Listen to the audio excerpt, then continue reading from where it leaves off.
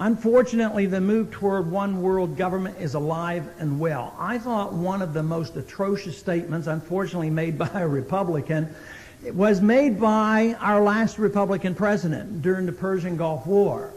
If you recall, there was a vote in the Congress to endorse or to not give him the authority to go to the Persian Gulf to fight for our oil, you know. That's what it was all about.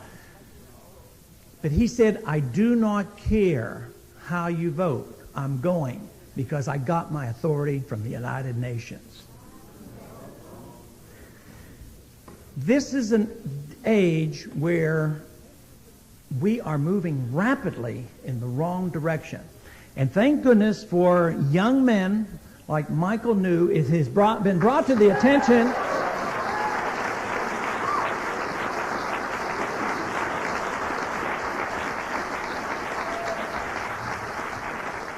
It's been brought to the attention of many millions of Americans. Not only are we more knowledgeable in this country about troops serving under foreign commanders because of Michael New, which should never happen. We should never allow our troops to be under UN command. And this we should be very thankful for Michael. But also, the publicity that the biospheres and these heritage parks and the United Nations seeing signs on our public lands and our parks has drawn attention to this subject to many more Americans than ever before. I think these two things have helped. They have helped the nation catch up to the Birch Society on what's going on.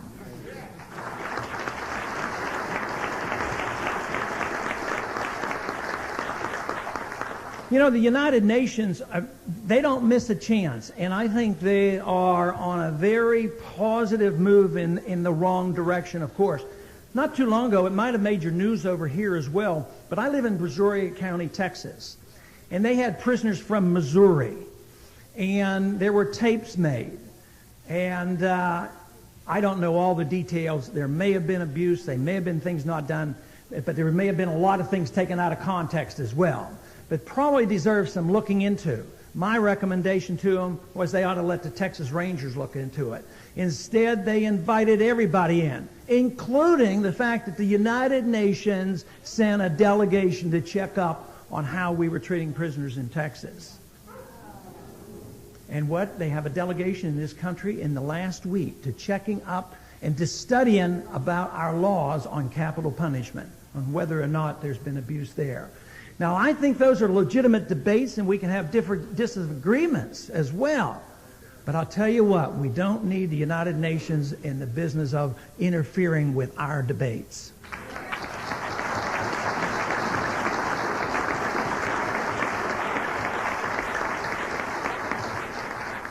Fast-track legislation may come up, it may not, because it's not doing as well as the proponents would like, but we can never let our guard down. I'm always concerned that even if you don't pass something, they'll do it anyway, so we can't ever let our guard down. And they live outside the law, they don't live within the law, and they don't have much respect for the Constitution, whether it's the Congress or the administration. But the fast track is likely to come up. At least the principle's been around for 25 years.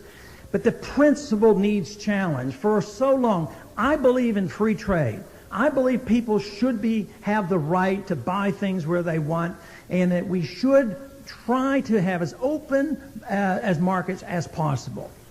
I don't think they should ever be subsidized by the taxpayers, but when you come to the World Trade Organization or NAFTA or this new fast track, we're not talking about free trade. We're talking about privileged, specialized trade for special interest and international government. That's what that's all about.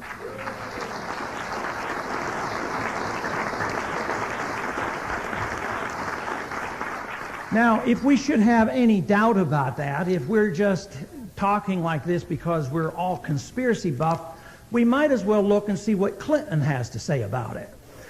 Clinton went to the United Nations, and maybe he'll give us a little hint about what he thinks. He says, talk of the dawn of a new millennium and the new international arrangements necessary to take advantage of them. The forces of global integration are a great tide, inexorably wearing away the established order of things. but we must decide what will be left in its wake. Trade agreements could create a protective web of institutions and arrangements. Nations are laying a foundations for security and prosperity for those who live within them while isolating those who challenge them from outside. That's about as clear as it can be, that they have an agenda. Their agenda is not our agenda. Our agenda has to become the American agenda, and their agenda has to be removed from Washington.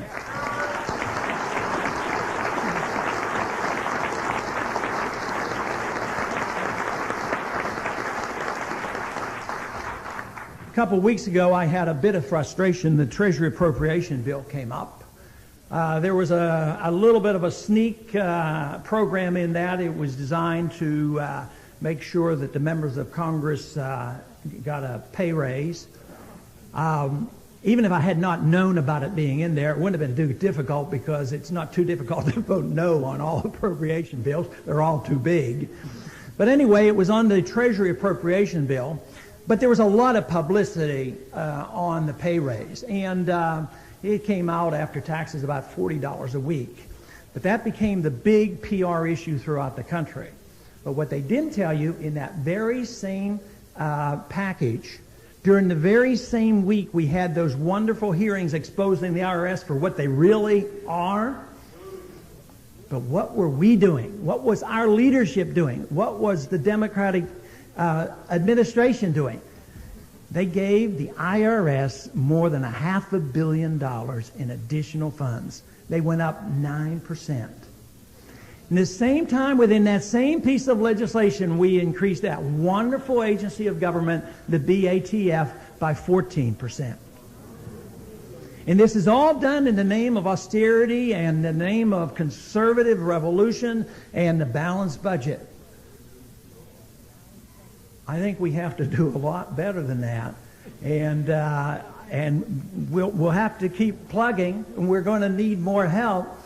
But I am discouraged by what's happening in Washington to some degree, but I am very encouraged about what's happening out here in America, with the Birch Society and many, many others who are thinking more your way than ever before. That's where we should be encouraged.